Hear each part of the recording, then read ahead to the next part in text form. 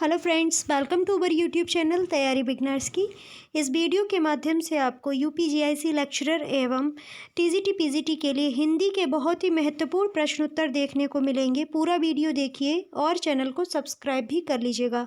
अन्य किसी state level exam की भी अगर आप तैयारी कर रहे हो, जैसे कि यूपीएसआई, यूपीपी वगैरह, तब भी आप इस वीडियो को देख सकते हो, काफ़ी लाभकारी रहेगा।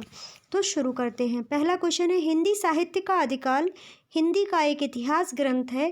इस ग्रंथ के रचनाकार का नाम क्या है? ए ऑप्शन है रामचंद्र शुक्ल, बी ऑप्शन है नलिन बिलोचन शर्मा, सी ऑप्शन है हजारी प्रसाद द्विवेदी, डी ऑप्शन है रामविलास शर्मा। तो इसका सी ऑप्शन बिल्कुल करेक्ट हो जाएगा। हजारी प्रसाद द्विवेदी हिंदी साहित्य के आदिकाल इतिहास ग्रंथ के रचनाकार हैं। हिंदी साहित्य का आदिकाल 1952 हिंदी का एक इतिहास ग्रंथ है। इस ग्रंथ के रचनाकार आचार्य हजारी प्रसाद द्विवेदी जी हैं। इनके द्वारा रचित अन्य इतिहास ग्रंथ हैं हिंदी साहित्य उद्भव और विकास 1952 और हिंदी साहित्य की भूमिका 1940, जबकि आचार्य रामचंद्र शुक्ल ने हिंदी साहित्य का इतिहास 1929 में लिखा है, तथा डॉक्टर नलिन बिलोचन शर्मा ने हिंदी साहित्य का इतिहास दर्शन नामक इतिहास ग्रंथ की रचना की है। अगला प्रश्न, राजस्थानी भाषा और साहित्य पुस्तक के लेखक कौन हैं? ए ऑप्शन है मुनिजिन विजय, बी ऑप्शन है मोतीलाल मोनारिया, सी ऑप्शन है टीकम सिंह, डी ऑप्शन है पंडित गौरीशंकर हीराचंद ओझा जी। तो इसका बी ऑप्शन बिल्कुल करेक्ट हो जाएगा। मोतीलाल मोनारिया जी राजस्थानी भाषा एवं हिंदी साहित्य पुस्तक के लेखक हैं। राजस्थानी भाषा और साहित्य के लेखक मोतीलाल मोनारिया हैं। इनके द्वारा रचित एक अन्य साहित्य इतिहास ग्रंथ राजस्थानी पिंगल साहित्य भी है, जबकि हिंदी वीर काव्य के लेखक टीकम सिंह तोमर जी हैं। अगला क्वेश्चन है, रीति काल को श्रृंगार काल की संज्ञा किसके द्वारा दी गई है? ए ऑप्शन है आचार्य रामचंद्र शुक्ल के द्वारा, बी ऑप्शन है डॉक्टर नागेंद्र के द्वारा, सी ऑप्शन है पंडित विश्वनाथ प्रसाद के द्वारा, डी ऑप्शन है मिश्र बंधु के द्वारा। तो इसका सी ऑप्शन बिल्कुल करेक्ट हो जाएगा। रीति काल को श्रृंगार काल की संज्ञा पंडित विश्वनाथ प्रसाद के द्वारा दी गई है। पंडित विश्वनाथ प्रसाद ने रीति काल को श्रृंगार काल की संज्ञा दी है। अन्य आचार्यों ने इनका नामकरण किस प्रकार किया है, तो ये देखिएगा। रीति काव्य को जॉर्ज गियर्सन ने क्या कहा है? रीति काव्य किसके द्वारा कहा गया है, मतलब रीति काव्य नामकरण किसके द्वारा दिया गया है? तो जॉर्ज गियर्सन के द्वारा दिया गया है। अलंकृत कार्य मिश्र बंधु के द्वारा कहा गया है। रीति काल रामचंद्र शुक्ल के द्वारा कहा गया है। कला काल रामशंकर शुक्ल रसाल जी के द्वारा कहा गया है। और अंधकार काल त्रैलोचन आचार्य के द्वारा नामकरण किया गया है। अगला प्रश्न है, इनमें से किस साहित्य इतिहास ग्रंथ को किशोरीलाल गुप्ता ने हिंदी साहित्य का प्रथम इतिहास नाम से अनुवाद करके प्रकाशित कराया? ए ऑप्शन है इस्तवार दल्ला लिटरेचर इंदई ए हिंदुस्तानी को, या फिर a sketch of Hindi literature को, सी ऑप्शन है a history of Hindi literature को, डी ऑप्शन है the modern vernacular literature of northern Hindustan को। तो इसका डी ऑप्शन बिल्कुल करेक्ट हो जाएगा। किशोरीलाल गुप्ता ने हिंदी साहित्य का प्रथम इतिहास नाम से the modern vernacular literature of northern Hindustan को प्रकाशित कराया था।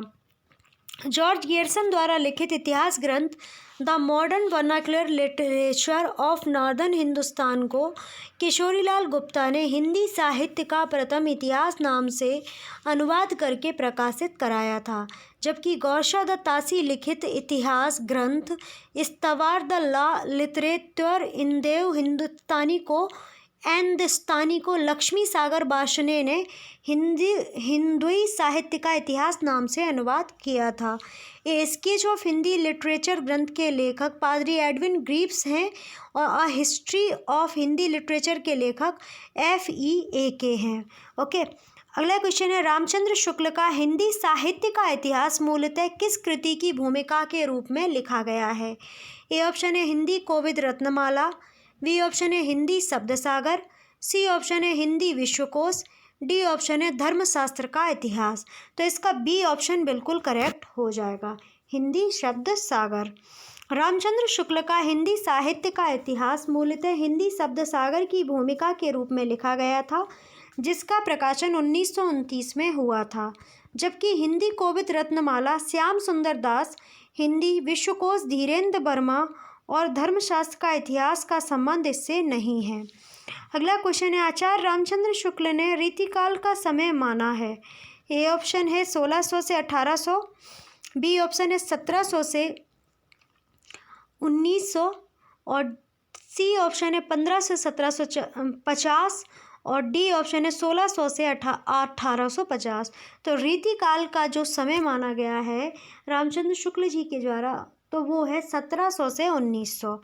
आचार्य रामचंद्र शुक्ल ने रीतिकाल का समय 1700 से 1900 माना है। आचार्य राम शुक्ल ने हिंदी साहित्य के इतिहास के 900 वर्षों को निम्नानुसार 4 भागों में विभाजित किया तथा प्रत्येक कालखंड का समुचित नामकरण किया गया था। आदिकाल या वीरगाथा काल को 1050 से 1375 तक बांटा गया। पूर्व मध्यकाल या भक्ति काल को 1375 से 1700 ईस्वी तक नापा गया था, मतलब नामकरण किया गया। फिर उत्तर मध्यकाल की अगर बात करें तो इसे रीतिकाल भी कहा जाता है, जो कि 1700 से 1900 ईस्वी तक रहा था। और आधुनिक काल या गद्यकाल की बात करें तो 1900 से 1984 से तक ये रहा था। अगला क्वेश्चन है, निम्नलिखित में से किसने हिंदी साहित्य का इतिहास नहीं लिखा। ए ऑप्शन है राम कुमार वर्मा, बी ऑप्शन है doctor Hazari Prasad Dwivedi, C option है doctor Nagendra Singh, D option है लक्ष्मी सागर बारशें। तो इसका सी ऑप्शन बिल्कुल करेक्ट हो जाएगा। हिंदी साहित्य का इतिहास डॉक्टर नागेंद्र के द्वारा नहीं लिखा गया। डॉक्टर नागेंद्र ने हिंदी साहित्य का इतिहास नहीं लिखा, बल्कि ये हिंदी साहित्य का इतिहास के संपादक हैं। जबकि डॉक्टर रामकुमार वर्मा द्वारा लिखित इतिहास हिंदी साहित्य का आलोचनात्मक इतिहास नामक ग्रंथ है। हजारी प्रसाद द्विवेदी ने 3 इतिहास ग्रंथों की रचना की। हिंदी साहित्य की भूमिका, जो कि 1940 में की, हिंदी साहित्य उद्भव और विकास 1952 में, हिंदी साहित्य का आदिकाल 1952 में हजारी प्रसाद द्विवेदी के द्वारा इतिहास ग्रंथों की रचना की गई थी। डॉक्टर लक्ष्मी सागर बारशें ने हिंदी साहित्य का इतिहास नामक इतिहास ग्रंथ लिखा था। अगला क्वेश्चन है, किस इतिहास लेखक ने अपने इतिहास ग्रंथ में लगभग 5000 कवियों का विवरण दिया है। ए ऑप्शन है मिश्र बंधु, बी ऑप्शन है शिव सिंह सेंगर, सी ऑप्शन है आचार्य रामचंद्र शुक्ल, डी ऑप्शन है सर जॉर्ज गियर्सन। तो इसका ए ऑप्शन बिल्कुल करेक्ट हो गया, मिश्र बंधु। दिए गए साहित्यकारों में मिश्र बंधु ने अपने साहित्य इतिहास ग्रंथ में लगभग 4591 कवियों का विवरण दिया है। मिश्र बंधुओं में गणेश बिहारी, श्याम बिहारी तथा सुखदेव बिहारी हैं। इन्होंने मिश्र बंधु विनोद नामक इतिहास ग्रंथ की रचना की। इसका प्रकाशन 4 भागों में हुआ था। प्रथम 3 भागों का प्रकाशन सन 1913 ईस्वी में तथा चतुर्थ भाग का प्रकाशन सन 1934 ईस्वी में हुआ था। अगला क्वेश्चन है, आचार्य रामचंद्र शुक्ल के इतिहास ग्रंथ में कालों के नामकरण का आधार क्या रहा है। ए ऑप्शन है पूर्व परंपरा, बी ऑप्शन है युग प्रवृत्ति, सी ऑप्शन है प्रमुख ग्रंथ, डी ऑप्शन है इनमें से कोई नहीं। तो इसका बी ऑप्शन बिल्कुल करेक्ट हो जाएगा। आचार्य रामचंद्र शुक्ल के इतिहास ग्रंथ में कालों का नामकरण युग प्रवृत्ति के आधार पर रहा था। आचार्य रामचंद्र शुक्ल के इतिहास ग्रंथ में कालों के नामकरण का आधार युग प्रवृत्ति रहा है।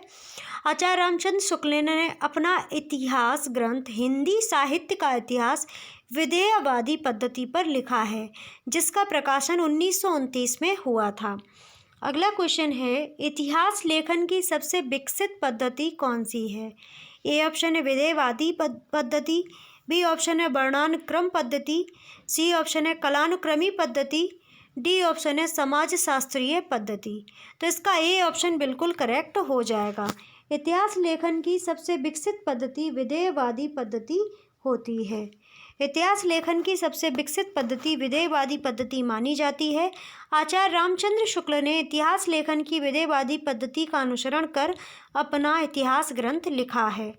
अगला क्वेश्चन है, हिंदी साहित्य का इतिहास दर्शन नामक ग्रंथ के लेखक कौन हैं। ए ऑप्शन है विजयेंद्र स्नातक, बी ऑप्शन है डॉक्टर नलिन बिलोचन शर्मा, सी ऑप्शन है डॉक्टर नामवर सिंह और डी ऑप्शन है डॉक्टर विनय मोहन। तो हिंदी साहित्य का इतिहास दर्शन नामक इतिहास ग्रंथ के लेखक डॉक्टर नलिन बिलोचन शर्मा जी हैं। ओके, कौन है? डॉक्टर नलिन बिलोचन शर्मा जी। विजेंद्र स्नातक की अगर बात करें तो इनका ग्रंथ है हिंदी साहित्य का इतिहास।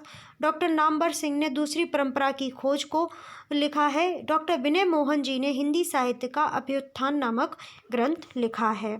अगला क्वेश्चन है, इनमें से किस विद्वान ने आदिकाल को सिद्ध सामंत काल कहा था? ए ऑप्शन है राजकुमार वर्मा, बी ऑप्शन है महावीर प्रसाद द्विवेदी, सी ऑप्शन है राहुल सांस्कृतायन, डी ऑप्शन है मिश्र बंधु। तो इसका जो क्वेश्चन है वो आपका सही हो जाएगा। सिद्ध सामंत काल जो कहा गया वो राहुल सांकृतायन के द्वारा कहा गया था। सी ऑप्शन इसका बिल्कुल करेक्ट हो जाएगा। सिद्ध सामंत काल राहुल सांकृतायन के द्वारा कहा गया। संधि काल एवं चारण काल डॉक्टर रामकुमार वर्मा के द्वारा कहा गया। प्रारंभिक काल मिश्र बंधु के द्वारा कहा गया। बीजपन काल महावीर प्रसाद द्विवेदी के द्वारा कहा गया था। अगला क्वेश्चन है, भारतीय साहित्य की भूमिका के लेखक कौन है? ए ऑप्शन है दूधनाथ सिंह जी, बी ऑप्शन है रामदरस मिश्रा जी, सी ऑप्शन है रामविलास शर्मा जी, डी ऑप्शन है उपयुक्त में से कोई नहीं। तो इसका सी ऑप्शन बिल्कुल करेक्ट हो जाएगा। भारतीय साहित्य की भूमिका के लेखक रामविलास शर्मा जी हैं। भारतीय साहित्य की भूमिका के लेखक रामविलास शर्मा हैं। इनकी अन्य पुस्तकें हैं भारतीय सौंदर्य बोध और तुलसीदास, लोक जागरण और हिंदी साहित्य परंपरा का मूल्यांकन आदि। दूधनाथ सिंह ने सपाट चेहरे वाला आदमी, निराला, आत्महंता, आस्था आदि को लिखा है।